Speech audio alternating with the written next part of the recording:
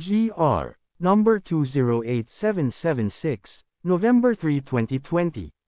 Ang kasong ito ay nagmula sa isang complaint or partition, annulment of quitclaim at adjudication, accounting of proceeds, na may panalangin para sa writ of preliminary injunction at restraining order at mga danyos na inihain ng mga tagapagmana ng asawa laban sa mga tagapagmana ng anak sa harap ng korte. Ang asawang lalaki, kasal sa misis, ay nagmamay-ari ng isang lupa na may sukat na 10,042 metro kwadrado. May 6 silang anak. Nang mamatay ang mag-asawa noong 1945 at 1950, ang ika-6 na anak ang sumikop at nagtanim ng ari-arian. Nang mamatay ang ika-6 na anak, ipinagpatuloy ng kanyang nabubuhay na asawa at ng kanyang mga anak ang pagsasaka sa ari-arian nang hindi nagbigay ng anumang bahagi sa 5 anak. 5 anak ang nag-claim na pinahintulutan nila ang pagsasaka ng ika-6 na anak at sa oras na iyon, hindi sila nagpumilit na humingi ng kanilang bahagi. Pagkaraan, 5 magkakapatid ang nagulat ng matuklasan na ang tax declaration ay inisyu sa pangalan ng ika-6 na kapatid.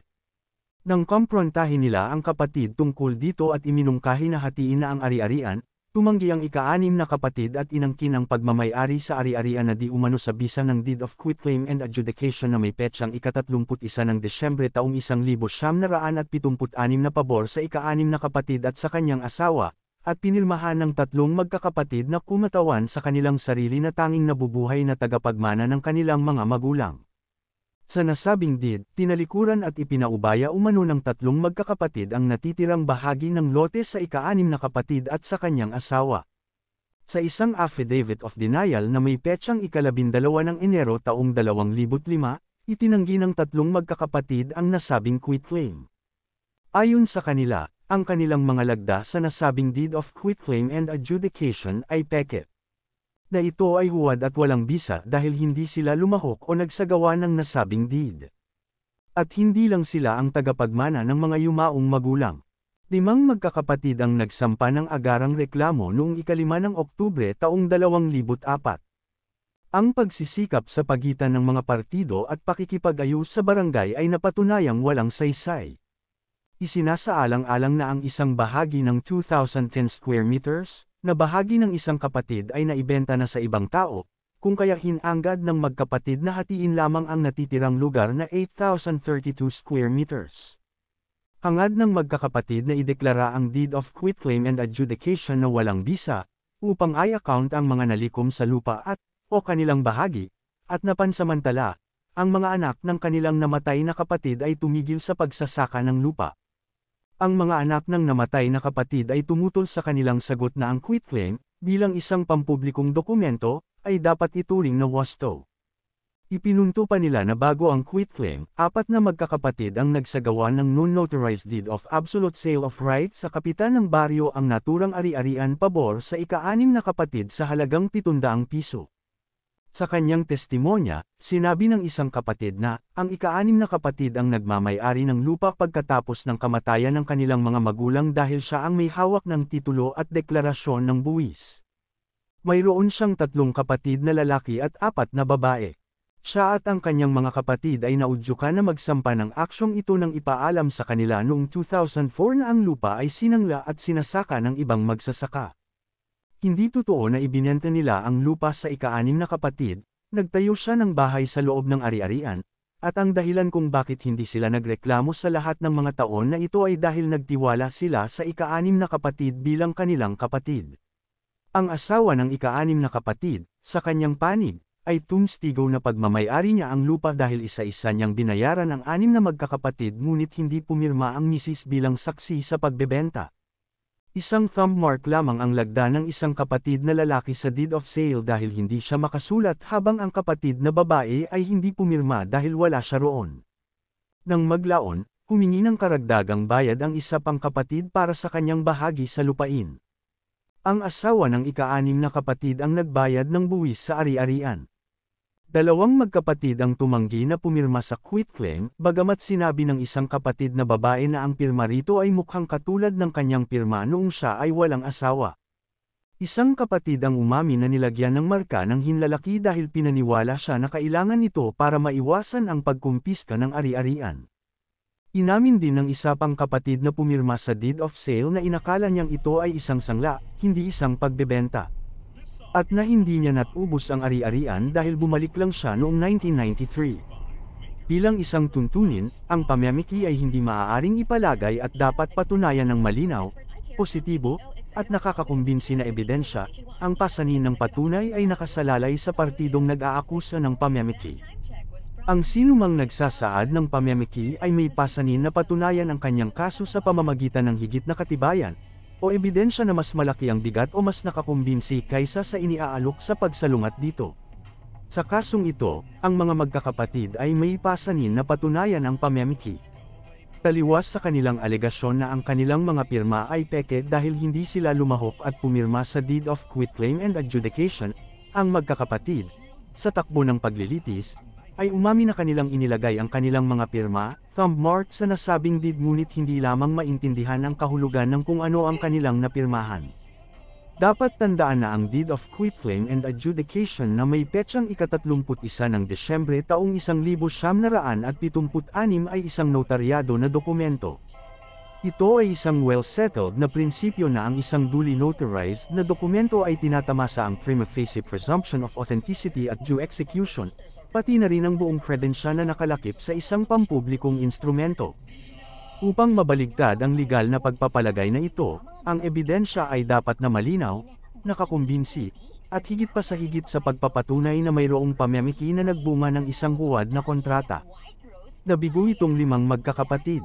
Sa kabilang banda, napatunayan ng mga anak at asawa ng ika-6 na kapatid na matagal na nilang hawak ang ari-arian ng hindi nababagabag, nililinang ito, at nagbabayad ng mga buwis sa real property. Itinatag nila ang kanilang pagmamay-ari sa paksang ari-arian sa bisa ng pagpapatupad ng Deed of Quitclaim and Adjudication at ang Deed of Absolute Sale of Rights na may petsang 2 ng Marso taong 1970 na kanilang inilakip sa kanilang sagot. Bukod dito, 5 magkakapatid ang nabigong sapat na patunayan sa paglilitis na mayroong panloloko at misrepresentation sa pagpapatupad ng nasabing Deed of Sale. Habang ang Deed of Absolute Sale of Rights ay hindi notarized, ang validity nito ay hindi apektado. Ang pagbebenta ng ari-arian, bagamat hindi nakatalaga sa isang pampublikong instrumento o formal na pagsulat, ay wasto at may bisa sa pagitan ng mga partido, dahil ang isang paalitang kontrata ng pagbebenta ng real estate ay nagbubunga ng mga legal na epekto sa pagitan ng mga partido. Sa ibang paraan, bagamat ang pagbebenta ng lupa ay hindi ginawa sa isang pampublikong dokumento, hindi ito nakakaapekto sa bisa ng naturang paghahatid.